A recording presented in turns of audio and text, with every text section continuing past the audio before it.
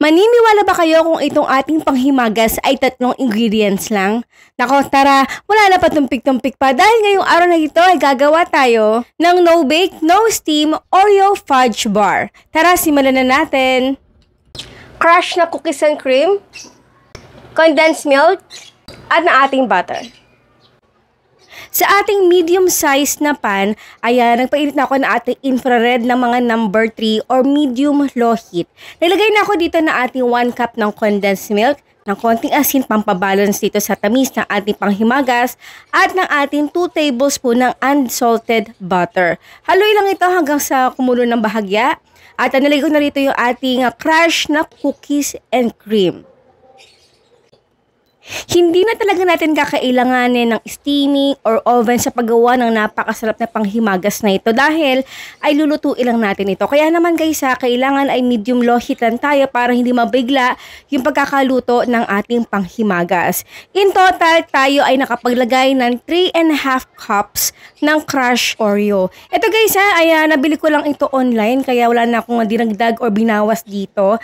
Again, kapag ito ay paglagay na tayo ng 3.5 cups nito, ay huwag natin ito dagdagan at kapag yung consistency nito ay medyo malabnaw pa ng konti, lutuin pa lang natin yan hanggang sa talaga ng mga maglapot na katulad nito. So kailangan ay patay na natin ng apoy at i-transfer na natin ito. Mas maganda kung plastic food container safe ang ilalagay natin dito para mapadali itong matanggal mamaya. Kung wala naman kayo, pwede naman syempre normal na garapon or glass, malagay na lang kayo ng parchment paper. So, ilapat lang ito ng ganyan. Mapapansin nyo ay medyo hindi ito pantay, pero mamaya mapapantay naman natin yan. So, kailangan ay ilagay lang ito sa ref for minimum 2 hours. Isa talaga ito sa paborito kong lutuin or i-prepare dito sa aming bahay dahil ang dami-daming chikiting. Kahit wala tayong oven at hindi na natin kakailanganin pa ng maraming mga tools sa paggawa nito, ay yakang-yaka na talaga guys ha. Hindi lang ito syempre panghimagas lang sa bahay, pwede pa itong ibenta. Yan!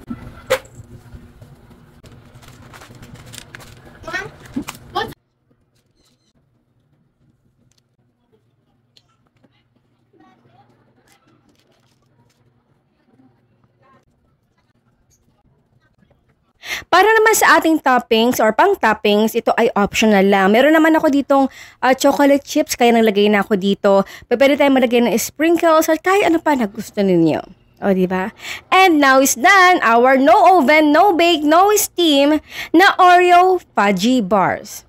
Aba, syempre, bago tayo magtikiman portion, ang tanong ni Mami Shirley, anong flavor ang ginawa natin ngayon dito sa ating fudgy bars? Syempre, ang inyong sagot sa comment box section. Ayan na, ito. Kasama ko ngayon si Ayana. O, diba? Ang laka-laka niya na. Hello! Kain po tayo ka. Pusig jelly. Cheers! Cheers! Oh. Cheers!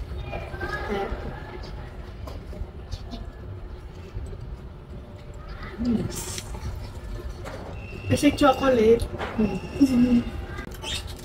Wow.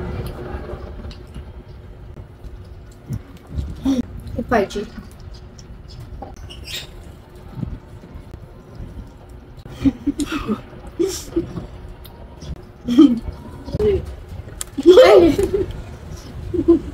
One, two, three.